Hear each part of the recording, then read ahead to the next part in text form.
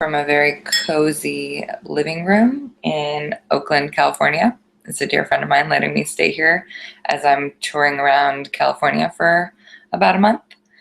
And I wanted to talk about self-love. It's such an ambiguous concept, I think.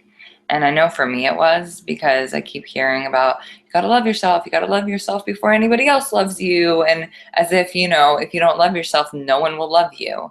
And first of all, that in and of itself, such a fallacy, because people can love you. You just might not feel it completely if you don't have that experience of really loving yourself. And I've had people that have loved me even when I didn't think I deserved it and didn't think I was worthy of it. So it's not that. To me, it's about loving yourself so much and really making room in your heart to feel that love, so that when someone else does show you that and love you in the way that you want to be loved, you can actually feel it. You can actually be grateful for it. Like, it'll touch you, you'll be moved, you'll appreciate the thing that you've been wanting so much, instead of coming to this place of fighting it the whole time, or wanting to sabotage it, or just, I'm gonna say it, like being a complete bitch. Because I've had that experience. Like, I've been so hurt in the past and didn't feel deserving of love that I just wanted to fight. I wanted to fight and just kind of test them and make them prove that they loved me.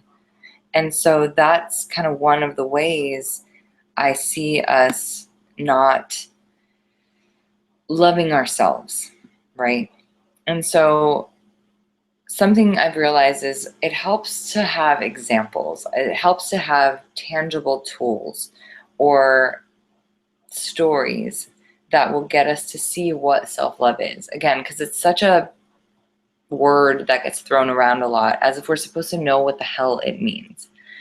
And with that, one way I've discovered that I can really show myself self-love is by taking a stand for myself.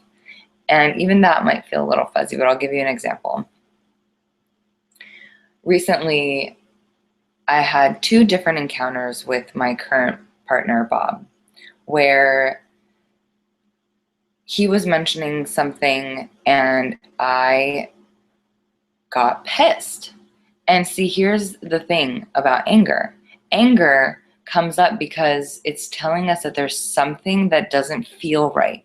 Something needs to change. And what we do is we don't listen, we don't feel it, we don't communicate it. We think it's bad. We think we're bad. We think if we show anger, then they're not going to love us. They're not going to love us for who we are, right? We're like, I don't want to show that ugly side of myself because I don't know if I would want to be with someone that was angry.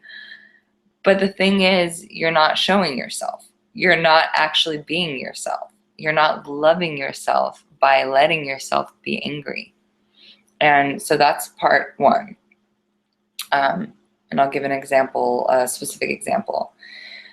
So Bob and I were in conversation, and he started talking about some things that he was upset about, he was angry about in our relationship, things that I had done or said that felt really shitty for him.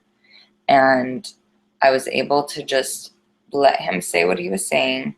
I actually was telling myself in the moment, don't take it personally, Natalie. Don't take it personally, Natalie. Also self-love. Like, don't internalize what he's saying yet. Just let him say his piece, and then you can kind of look inside and see if that's true or not for you. So let him say his piece. 4 different things that kind of came up that he was upset about, and he was sharing that with me. And I thanked him for his honesty, because that's important to me. And I rolled it around. And 1 out of those 4 things, I actually agreed. I thought, you know what, that was really fucked up. I'm sorry. Like, that was fucked up. I apologize. I had no idea that that was important to you. And I totally was poo-pooing your dreams like that. Just, I can see how that would feel really shitty. I'm sorry. The other 3 things, though, did not feel right to me. And I felt myself getting angry now of like, what do you mean? And instead of how I normally would have done in the past, which is to swallow it, which is to not say anything, which is to then beat myself up about it, or not stand up for myself, really, like in that place of, what are you talking about? Like, that doesn't apply here. I would have just like internalized it and then chewed on it for a while and maybe came back and said something, but probably not, and it wouldn't have been for a while. And in this whole time I would start to resent him, be like, that motherfucker. But I noticed in that moment, I just had this clarity, like, how dare you say that? And that was it. Like, it was just, I'm like, I'm mad, I'm pissed, and this is why. And I started to tell him all of the ways that what he was seeing was inaccurate. Like, that wasn't true for me.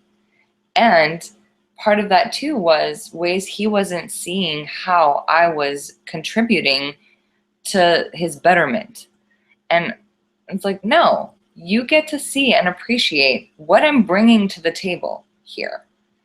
And it was like fighting for myself in a way. Not in a like we're about to like put on the boxing gloves and like knock each other out fighting, but like there was a way that he wasn't seeing what I was bringing. And that is important for me. So I was able to, again, step back,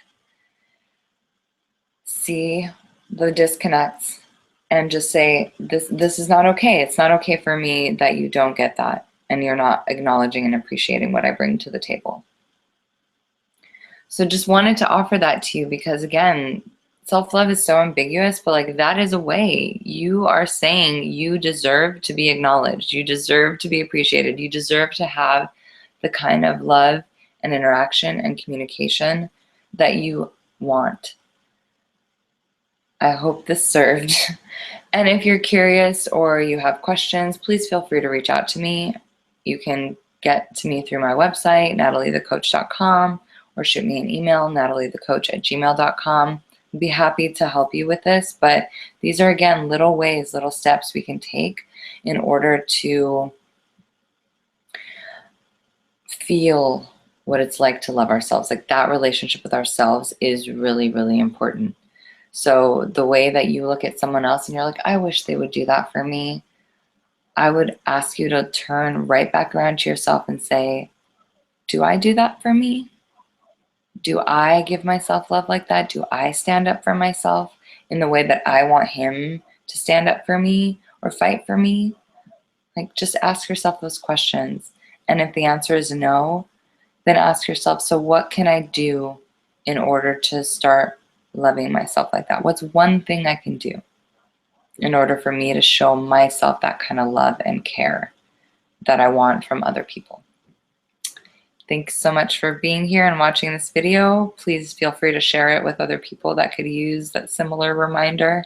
And I hope to see you next time. Peace out.